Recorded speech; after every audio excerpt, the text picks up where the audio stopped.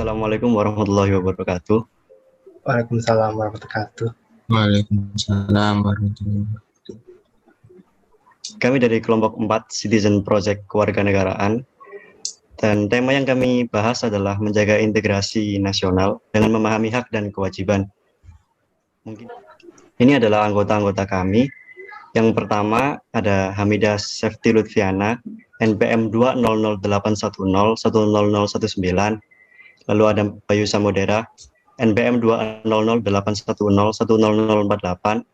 Lalu ada Ibet Maulana, NPM 20081010067. Lalu ada Dimas Rizky Ibadur Rahim, NPM 20081010173. Ada Fawaz Arifki, NPM 20081010201. Jadi pokok bahasan kita di sini, pokok analisa kita ada 4. Yang pertama adalah integrasi nasional, lalu yang kedua ada hak dan kewajiban warga negara. Lalu yang ketiga, kita juga membahas hubungan antara integrasi nasional dengan pelanggaran hak dan kewajiban warga negara. Lalu yang keempat, menjaga keseimbangan hak dan kewajiban warga negara.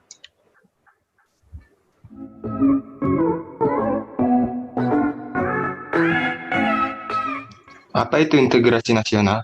Integrasi nasional adalah suatu usaha dan proses mempersatukan perbedaan-perbedaan yang ada pada suatu negara agar tercipta keselarasan dan keserasian secara nasional. Kemiskinan dan ketidakadilan ancaman integrasi nasional. Kemiskinan dan ketidakadilan adalah ancaman bagi integrasi nasional dalam bidang sosial budaya. Kemiskinan dapat menimbulkan tindak kriminal, kerusuhan, dan terorisme yang sangat merugikan. Pemerintah perlu melakukan tindakan demi mengurangi tingkat kemiskinan yang terjadi di Indonesia. Upaya pemerintah untuk mengurangi tingkat kemiskinan di Indonesia adalah dengan memperluas lapangan pekerjaan bagi masyarakat, memberikan bantuan pendidikan gratis kepada masyarakat yang tertinggal jauh di pelosok dan putus sekolah. Peran pemerintah diharapkan juga membantu dalam memberi fasilitas yang merata di setiap wilayah. Pemberian fasilitas tersebut dapat diwujudkan dengan melengkapi sejumlah sarana dan prasarana yang dinilai kurang atau masih belum cukup keberadaannya. Setelah fasilitas terpenuhi, diharapkan masyarakat dapat hidup dengan layak dan sejahtera, serta permasalahan mengenai kemiskinan itu dapat diatasi dengan baik.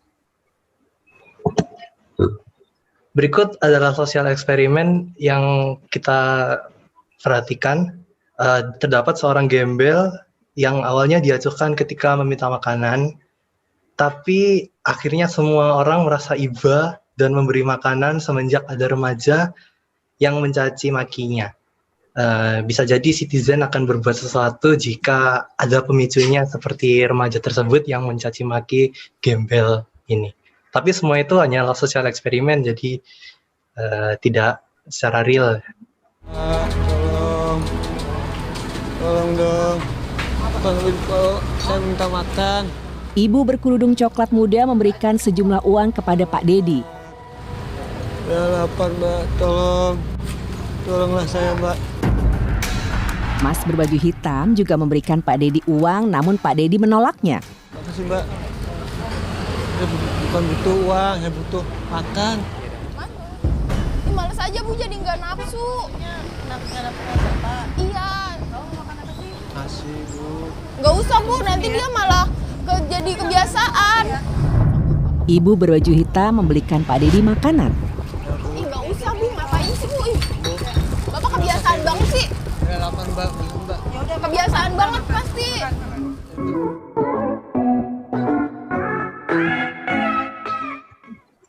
Selanjutnya adalah apa itu hak dan kewajiban warga negara? Hak dan kewajiban adalah dua hal yang tidak dapat dipisahkan karena sudah melekat pada diri setiap orang.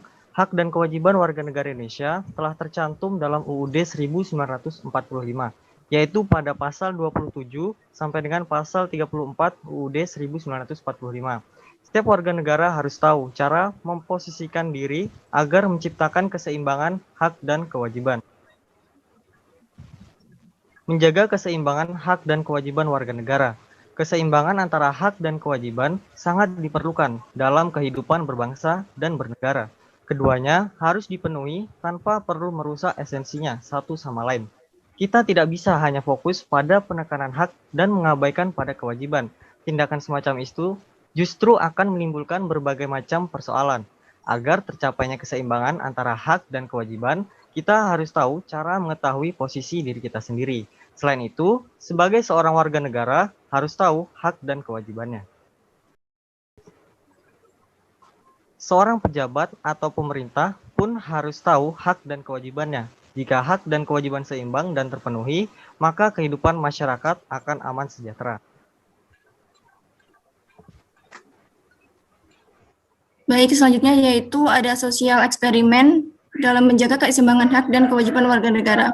Berikut adalah contoh video sosial eksperimennya, yaitu nenek yang dipaksa ngemis oleh anaknya.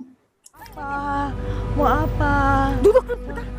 Ya mau apa? Duduk. Mau apa tuh? Tadi liatin mas. Dosa. Udah duduk. Iya. Mas, tolongin mas saya. Anak saya. Abang ojek online ini mulai merespon nenek Afri. Kenapa diperlakukan seperti itu? Dia mau makan, dia nggak ada uangnya. Seorang anak nggak bisa memerintahkan orang tuanya. Kalau bisa ya Bu. Selanjutnya yaitu hubungan antara integrasi nasional dengan hak dan kewajiban warga negara. Integrasi nasional akan berhasil jika antar komponen bangsa saling bekerja sama dalam meminimalisir faktor-faktor yang dapat menghambat integrasi nasional. Pelanggaran hak dan kewajiban warga negara merupakan salah satu faktor penghambat integrasi nasional. Pelanggaran hak dan warga negara akan menyebabkan terjadinya disintegrasi, yang mana dapat menyebabkan warga negara yang haknya dilanggar tidak mau menjalankan kewajibannya sebagai warga negara. Oleh karena itu, demi tercapainya integrasi nasional, maka harus terjadi keseimbangan hak dan kewajiban warga negara.